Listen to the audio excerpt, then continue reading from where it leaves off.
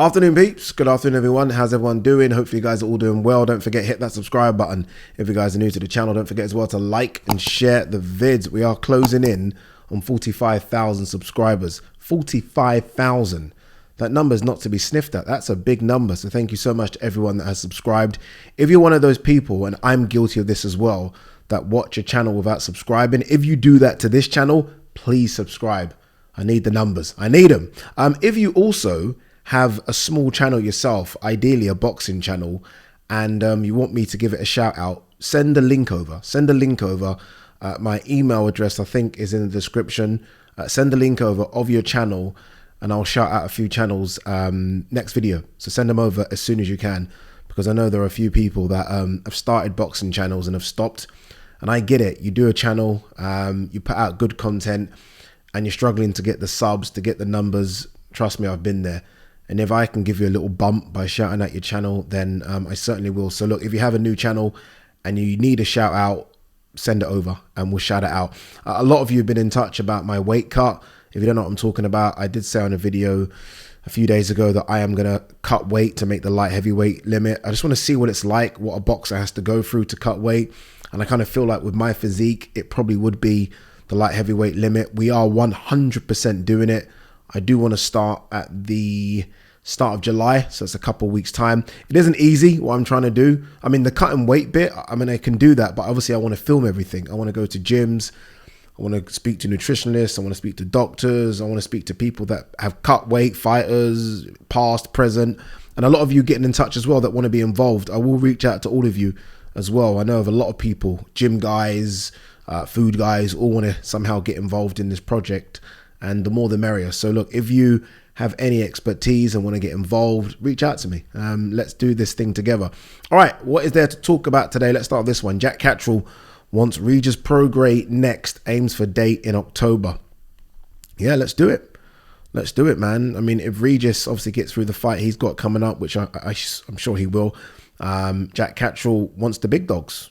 Might as well, man. There's no point waiting around and having another warm-up and another gimme. Go for it. Go for it. It's a big money fight for Regis Prograis, unless he can get Teofimo Lopez or Devin Haney or Ryan Garcia in the ring.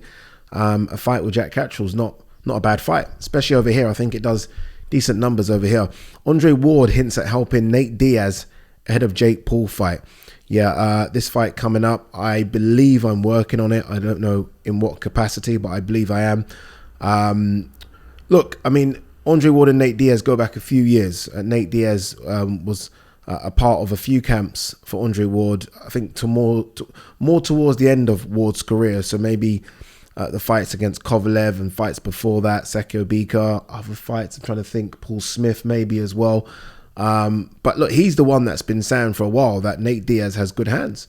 I mean, it's not sort of, you know, your typical boxing style, but he catches you. He catches you. He's got a good gas tank and he can take a punch as well. So we'll see. There is a clip going around of Regis Prograis sparring Nate Diaz.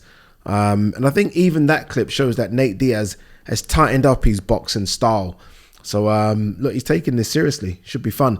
Dimitri Bivol manager says money for Beterbiev fight is coming together.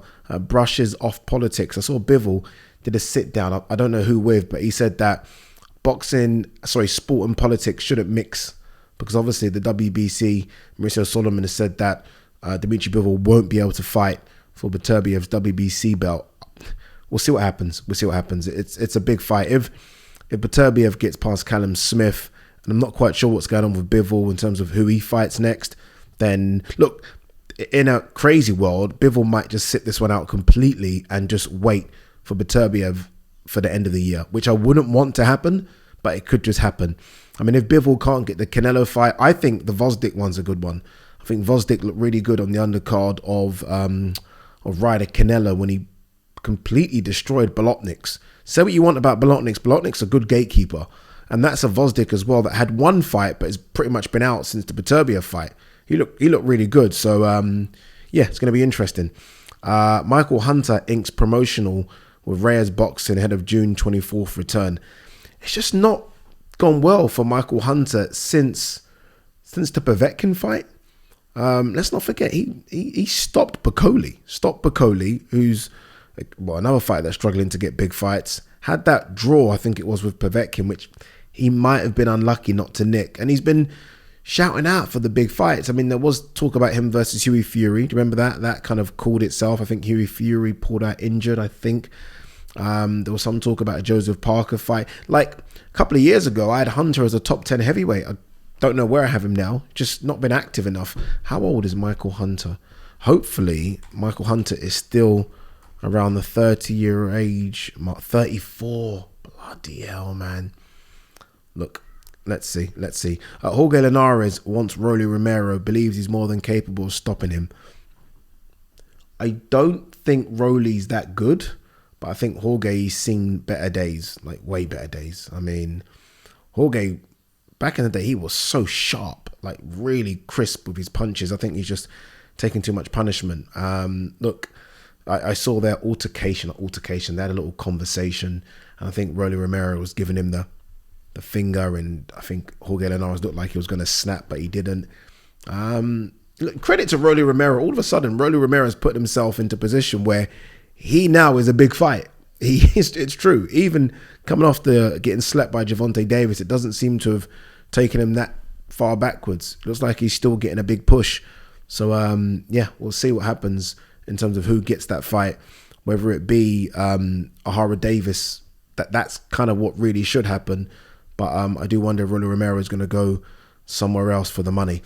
Spence on Crawford. We're going to roll him up and smoke this dude. We saw the first face-to-face, head-to-head, if you like. I've said this, and look, it's not going to happen, but I've said, I think I tweeted this. This is the one fight where we need old school Max Kellerman face-off.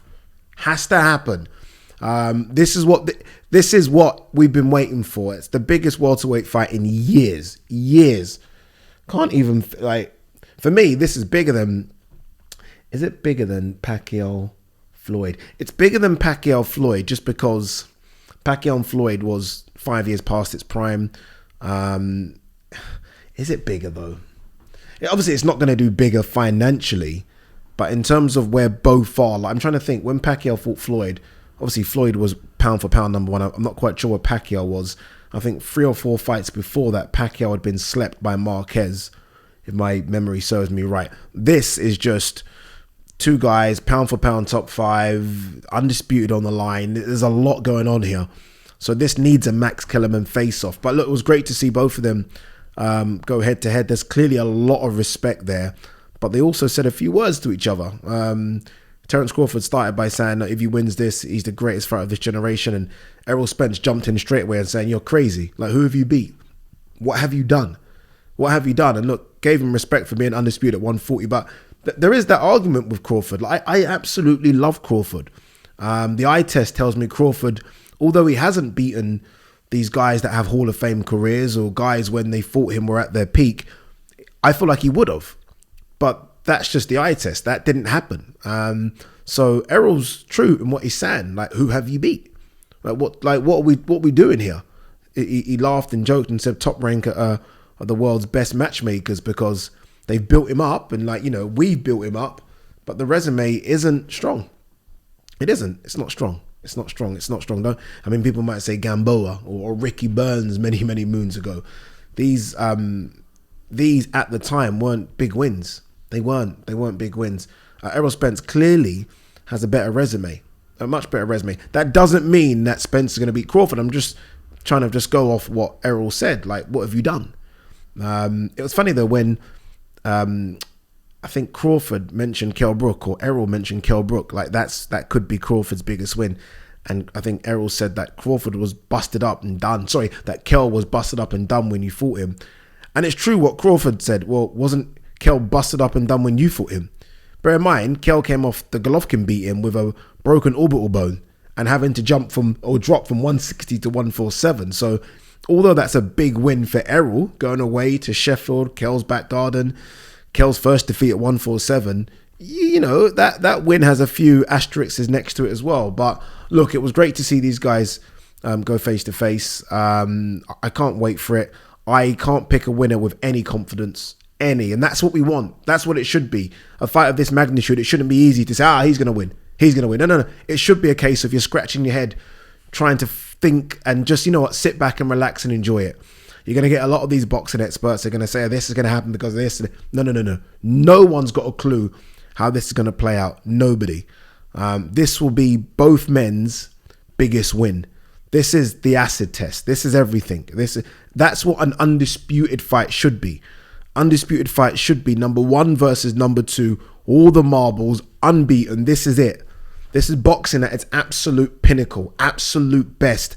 And we're going to see it July 29th. Honestly, can't wait. It was great to see those guys face to face. It makes you feel like this is real now. You know what I mean? Normally, we always say, like, it's not real, doesn't feel real until they get in the ring. No. That felt real. That felt real. And now we have to pray to the boxing gods that no one gets injured. We have to pray because this is for me, they've pushed it so far that this is the only time where this fight would be acceptable.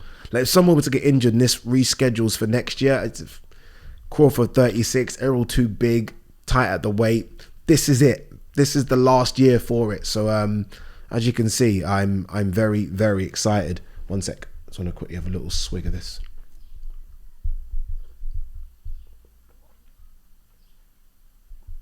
The pay-per-view cost has been revealed. $84.99.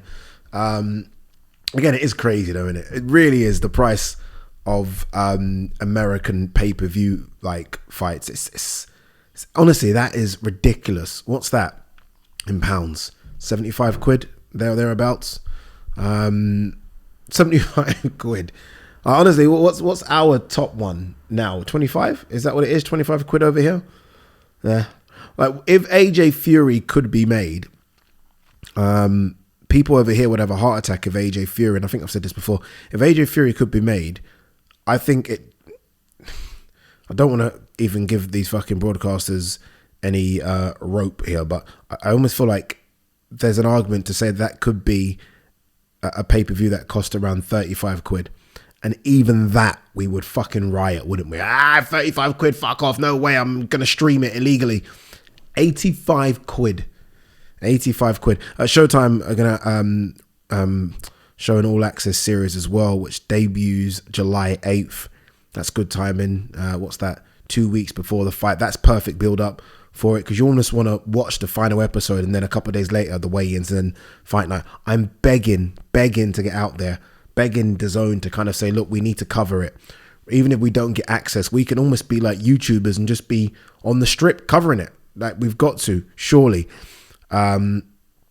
Lopez Taylor peaked at 980,000 viewers on ESPN, biggest boxing audience on US TV in 2023.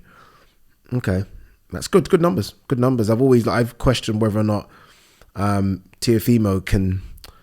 You know what the problem for Teofimo is? Teofimo's 2 biggest wins have come against non-Americans who maybe don't have the following. Like, if Teofimo's biggest wins came against guys that had followings, I think his following would be so much bigger. The fact it's come against Vasily Lomachenko and Josh Taylor is still massive wins when it's all said and done. But because they don't have that big fan base, so like most times when it's almost a bit like The Highlander, you watch that film, like when you cut their head off, you take the power.